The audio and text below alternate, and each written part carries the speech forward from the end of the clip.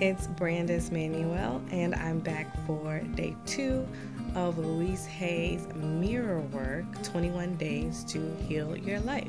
So, on day 2, it was called Making the Mirror Your Friend. And basically, we moved from what we really like, which is ourselves, and what we really love, which is ourselves, and what we want to like and love, to I really, really love you. I really, really love you.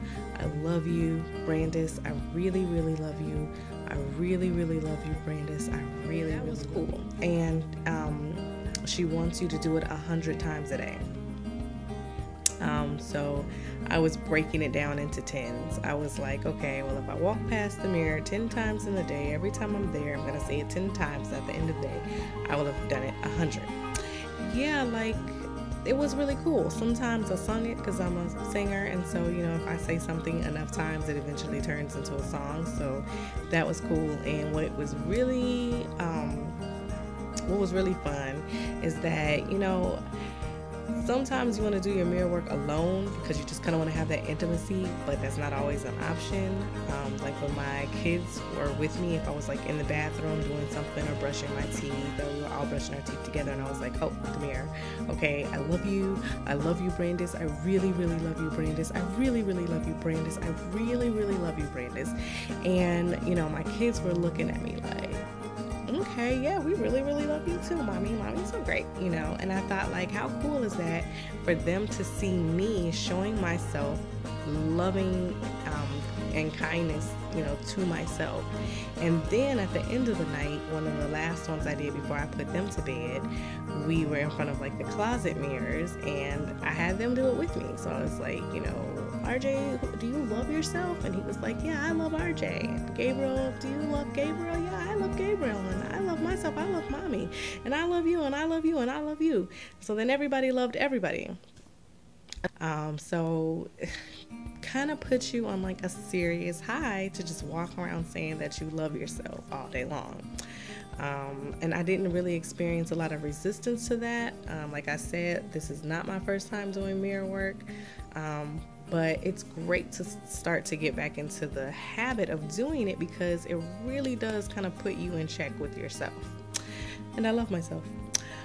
Questions, but they're kind of like multiple part questions. So the first question is, what do you want that you are not getting? What do you want that you are not getting? And 2 things kind of came up for me. The first thing was unconditional love.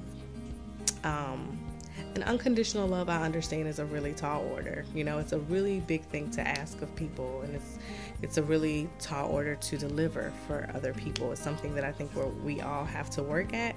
But the point is, conditional love is really easy. Nobody has a hard time loving you when you are happy, when you are on top of your game, when you are being really successful in your life, when everything is going great, when you have a lot of money, when you have a lot of friends, when you're receiving an award or notoriety or of some sort. Yeah, everybody loves you then. When you're lovable, that's great. But it's like, okay, so if you're having a bad day, if you're having a bad attitude, if you are experiencing difficulties in life, you've lost a loved one, a friend, or you're having some major life changes, becoming a new mom and not having your social circle, being able to dip into your social circle the way that you used to. Where's that love coming from? Who's going to stand there for you in those moments when you are not necessarily being like the most lovable person because you maybe have been depleted of that, and you need someone to just look at you and still hold you in the highest esteem. And I guess one of the things I kind of got from this exercise was, you better be the first person to stand there for yourself and say, I really, really love you, Brandis. I love you. I love you no matter what you're going through. I really, really love you. No matter what you think you look like, or how you think you're coming across, or how you may feel up or down or good or bad, I really love you. Because what does RuPaul say? How the hell somebody else gonna love you if you don't love yourself? I probably misquoted him, but it's something like that. So yeah, the other thing that came up that I'm not getting is I felt like breakthroughs. I'm no stranger to hard work and achievement. So sometimes I feel like I'm putting a lot in, and next level, but not yet.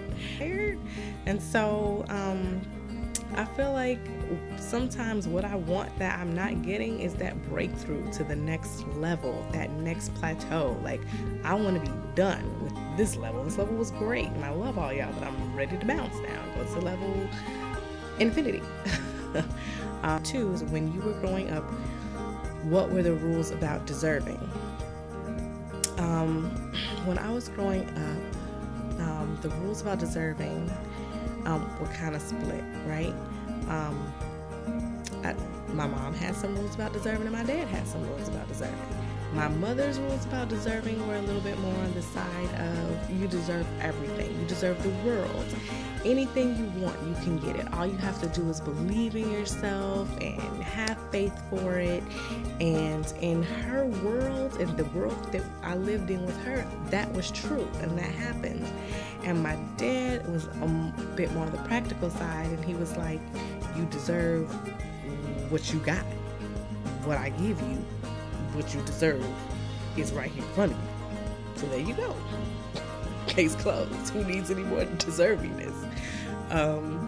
So it was kind of like, okay, well, like, is the world my oyster or not, kind of a thing. And so what that created in me was this kind of feast and famine dichotomy. I'm not all the way hot, I'm not all the way cold. Sometimes things in my life are flowing, they're going great, it's coming to me, almost effortlessly. Things are just falling into place. I'm there at the right time. I'm not there at the right time.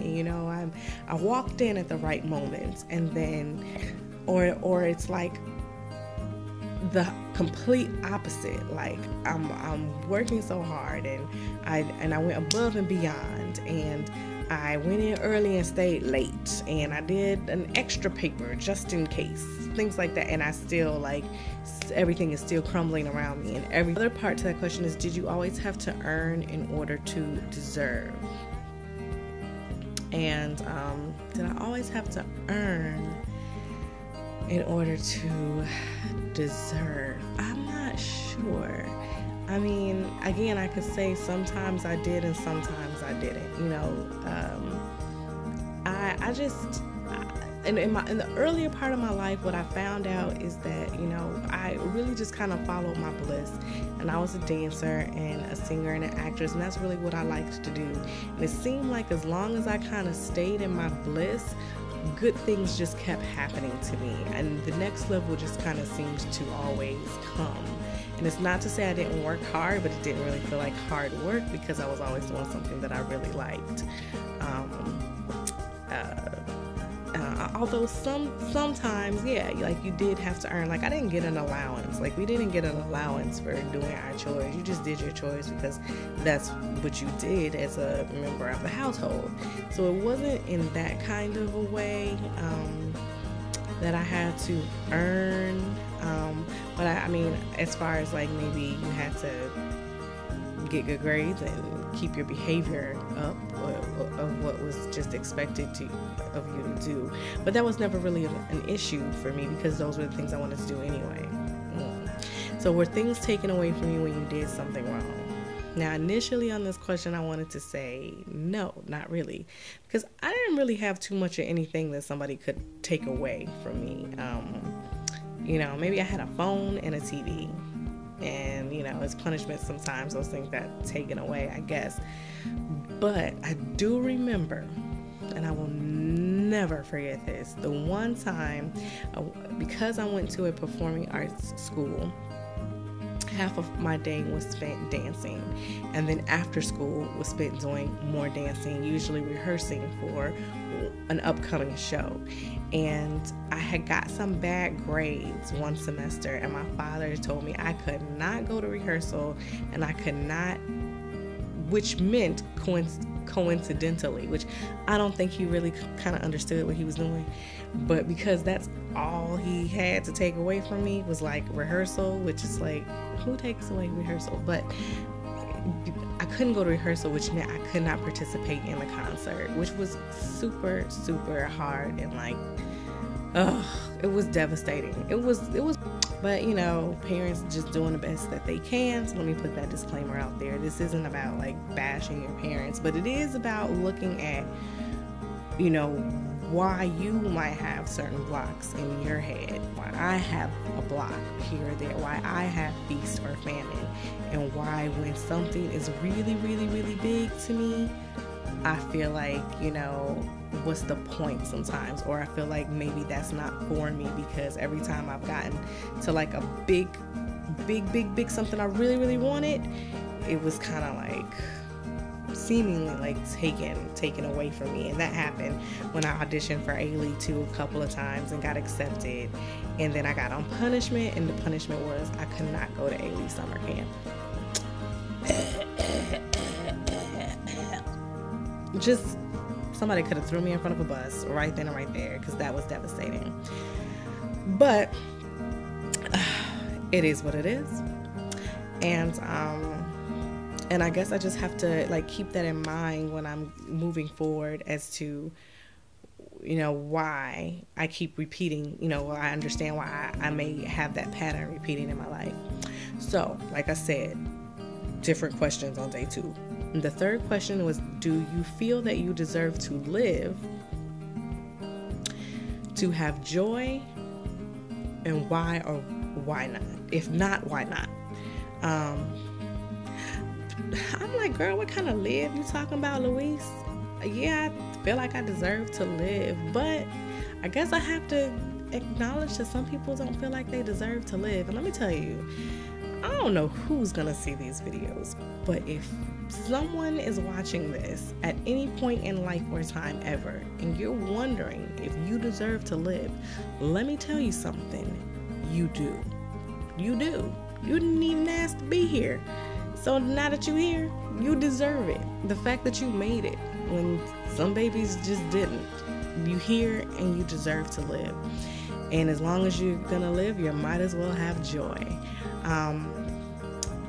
But okay, so this day 2, it really goes into the whole deservingness thing, because I had to be like, well, what does deservingness mean? And so what she's saying is, I'll read a little bit here. Sometimes we refuse to put any effort into creating a good life for ourselves because we don't believe that we deserve it. The belief that we don't deserve it comes from early childhood experiences and yada, yada, yada. That's why we kind of go through all of those questions there. So, a lot of times we're believing in somebody else's opinion about what we deserve. And I know sometimes, you know, that comes up a lot, you know, like other people's opinions of what I deserve and what I don't deserve, because I did do this, or because I didn't do this, or because I'm in this position, or because I'm not in that position, that means I don't deserve something. Or the opposite. Oh, well, you didn't do this the way I think you should have done it, so you deserve what you got coming to you. Or you don't deserve these good things, so why would you think that you do? So some of our ideas about what we deserve and what we don't deserve aren't even coming from us, but yet there they are, playing in our heads and controlling the way we think and controlling the way we act and behave and move. So deservingness has nothing to do with being good. It is our unwillingness to receive the good in life that gets in the way. Allow yourself to accept the good, whether you think you deserve it or not. That's a little excerpt for the book. So on the day 2 meditation, it's called A Circle of Love, and I listened to this one on the audio, and it was really good. I don't know if I can describe it, because in my head, as I'm meditating, seeing myself in a circle of love, and it was just swirling beautiful colors and gold, and of course there I am looking like a goddess. And it's basically that you're surrounded by love, and you're in a very safe place, and your arms are wide open, and you're saying, I'm open and receptive. Because when we can let our guard down, when we feel safe, when we feel loved, when we feel accepted, then we can also be in a position to not only give, but to receive. And so just in closing, I'll leave you with the last excerpt from the chapter, and that's: on this planet, we can be in a circle of hate, or we could be in a circle of love and healing. I choose to be in a circle of love. I realize that we all want the same things: to be peaceful and safe, and to express ourselves creatively in ways that are fulfilling. See the world becoming an incredible circle of love. And so it is. See you tomorrow for day 3.